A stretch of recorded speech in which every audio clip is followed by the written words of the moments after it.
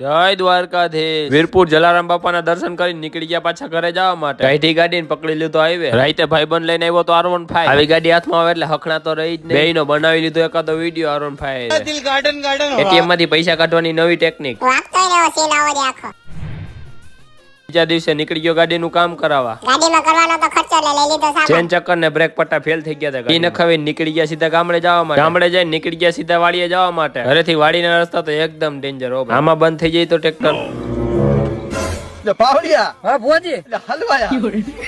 પહોંચી ગયા તા વાળીએ નાખવાનું કરી દીધું ખાતર ચાલુ। આ ભાઈ જ મહેનત કરતા હતા, હું તો વિડીયો બનાવતો હતો ખાલી।